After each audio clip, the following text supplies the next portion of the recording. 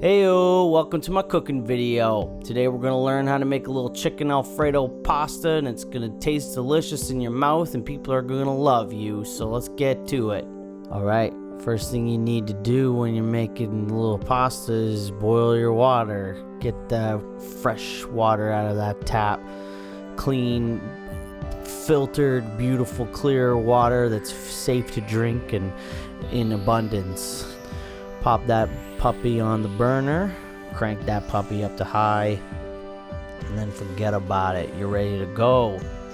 You want some chicken in your pasta? Bam, there's some chicken. That's not enough chicken. Let's get more of that chicken. Bam, bam. Oh man. Well, what's a chicken pasta without some flippin' bacon? There's some bacon just for you. And then usually you gotta put some veggies just to balance it out. Obviously garlic's gonna go in there. Obviously onions. And then you got some peppers or zucchini or broccoli or whatever else you want to add there. Is your pot hot with water? Looks like it. So here you go. Add your box of pasta. Oh shit. Alright, make sure you have enough pasta before you add it. So here's another box of pasta. And then add way too much pasta. Too much that you're not going to even eat at all, so whatever, who cares. So add more, put more in there. There you go, that'll be enough. Also make sure you have your favorite beverage available. I like drinking coffee or whiskey, you can never tell. And I guess you also want to cover up your hair if you have long hair. Put it in a ponytail or wear a hat or something. Tell him not too pleased with this plan, but apparently this is the cool thing to do. Have your hair in a bun. What is that? That's ridiculous. I'm not wearing it like that. Come on, look at that. It's like a little bun on my head. That's silly. I'm not gonna wear it like that. You're gonna have to fix it. There, I mean, it's not alright. It's not like the greatest thing ever, but whatever. Let's just get to work, okay? Sharpen your knife. Always important to hone your knife before you cut anything, but obviously I'm not paying attention and I'm doing it way too much, which means it's just going to get more and more dull. But let's keep on sharpening the knife anyways and making it more and more dull so that it's really hard to cut. Now you want to keep an eye on your pasta because it's cooking. Let's see what Brett thinks of this. Is this good enough? Yeah? Alright. Seems to think that's alright. Let's try it again, another one a little later on. Now, is that the right pasta? That is the right pasta. All right. Okay, cool. So once your pasta is just slightly undercooked, you want to then strain it out. Strain all the hot water off of it.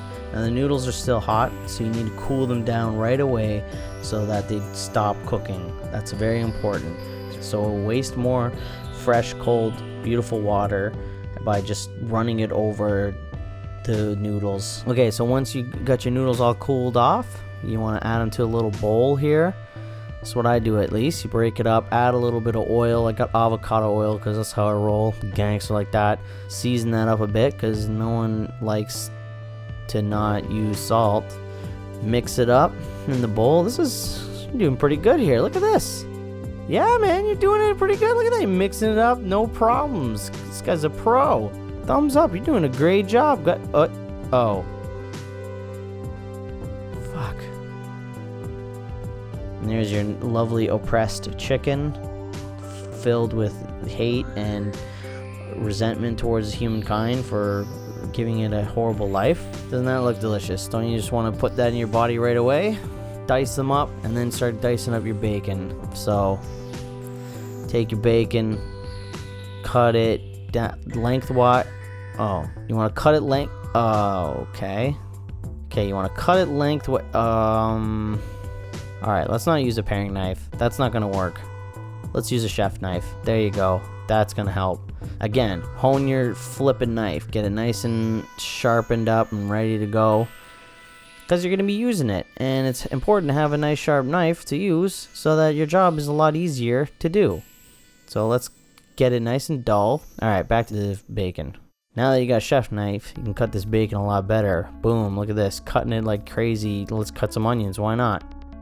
So I'm not doing a great job cutting these, but you get the idea. You get what you're supposed to do at least. You cut your pepper, cut the top off your pepper. Usually you would cut a bit of the stem off as well. And then you cut your sides, cut the bottom off. Pretty much what you're seeing is happening. I don't really have to explain it to you. You know. And then you're left with this little bit of stupidness, and get rid of that. That's nothing. That's stupid. And then once you got all your peppers cut, then you cut your peppers smaller, and that's what you do with the peppers. All right, garlic. Garlic is important. Need it in every meal. And as you'll see, I'm crushing the garlic first, and then you want to do kind of like a rough garlic cutting method, I guess. I don't know. Cut it down so it's like, pretty decent. That's when you want to add some salt to this. It's something I learned from watching Action Bronson. And add a little salt to your garlic, and what that does is it actually grinds up the garlic as you're cutting. And then you pretty much just cut like this for like 15 minutes. And then you want to take a break at some point. You might be thirsty. You might want a little coffee. Responsibly, you'd want some water, but I'm just going to drink coffee. And I'm pretty sure I have had several cups of coffee at this point, because I'm looking pretty excited about that coffee. And that is definitely because of the coffee. So now you want to add your bacon to a non-stick pan. It doesn't have to be non-stick. Get your bacon in there. It looks absolutely delicious. And you want to spread it out so it gets a nice even heat over all of the bacon. And you're going to slowly heat up the pan. You're just going to turn the pan on basically, but as it heats up, it's going to render out that fat. In most pans, you want them really hot and then you add your meat, but in this case, you want to just add it to a cold pan and warm it up. This will let all the fat render out of the bacon, and then you can use that fat to cook your veggies in. You add your onions, you add a few peppers, a little seasoning, and then you stir that up. And if you're an absolute pimp, you're going to flip that flipping pan. You're going to flip up those veggies. You're going to mix it up in the pan. It's going to look delicious. You can add some peppers to that now. Add a little seasoning to it. It'll even be even more delicious. Now, when you're cooking your chicken, you want to get that pan hot. So you go past medium. Any real cook will tell you got to cook past medium. So then you add a bit of oil. You add way too much oil. And once it's nice and hot, that's when you add your chicken in there, son. Boom, you like that chicken? You want some more? Here you go. There's some more chicken. Not enough? Here's more chicken. Oh, is that still not enough for you? Let's put more chicken in. Lovely, lovely chicken. Spread it around so that they all get a little taste of that nice hot pan. You want to use a pan with no Teflon, just a regular metal pan.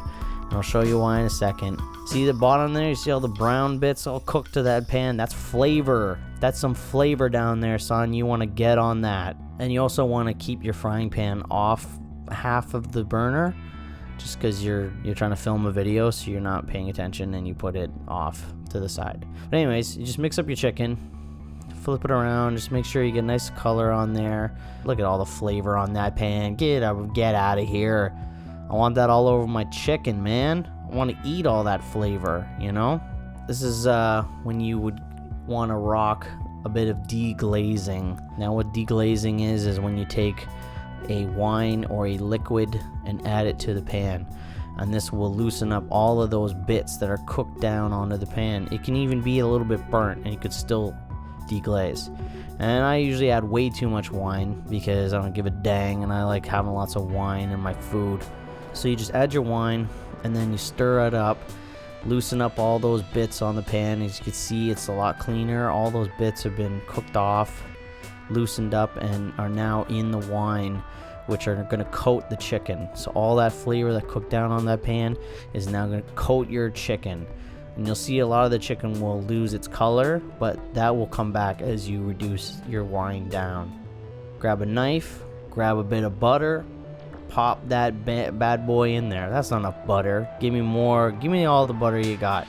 Put that in the pan and just let that melt into your reduced wine. And then you add your diced up garlic. This is ideal because now all that garlic and wine and salt and everything is gonna, oh my god, it's gonna smell so good. And people are gonna be like, oh my god, you're such a good cook. And that's when you're like, I know. That's because I know how to deglaze, son. And then once your garlic's cooked up, you add your cream. I usually add about that much cream. You want to cook all the water out of that cream so it gets nice and thick and becomes a cream sauce. And once your cream thickens up a bit, you add your bacon and your peppers and onions. Put that in there, mix it all up. I usually add a little fresh parsley to it. I didn't put a video of me chopping parsley because it's pretty self-explanatory. You know how to chop parsley. You don't have to, but if you're going to do all of this, you might as well go all out and get some parsley. Now while this is all going on, you have another pot of hot water. You get that to a boil, and then you add your cooked pasta. And you only want to put it in there for like 30 seconds or something. You're just heating it up. You're not cooking it. So be careful and just be quick about it. So then you take your pasta, and I always make way too much pasta. And you put that in a bowl, or you can put it in a bigger pan if you have that.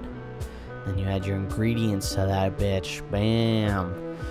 That's the delicious part right there. That's when it all comes together and you see the fruits of your labor. And get the noodles all coated in the Alfredo sauce, and you just give it a little taste, man. You put a little touch to the tongue. You're like, yep, yeah, let's try that again. Yep, that tastes like something. And then you shove it in your mouth, and you chomp it on down, and you make sure the noodles are all delicious. And then it's coated in the sauce. Usually this one you might want to add a little more seasoning if it needs some salt or pepper, or you could add some other spices or whatever else you feel it needs. But this is when all chefs should taste their meal before they give it to people, so that they know it's dang delicious. And now you know how to make a chicken Alfredo pasta. It's going to be dang tasty, and people are going to really enjoy eating it and enjoy your company, because you're going to make it for them all the time. And then they're going to be like, oh, what's that recipe? How do you make that? And you'll just say, shut up and watch Brett's video, and then I'll explain it to them. Thank you for watching, and I hope this helps your cooking.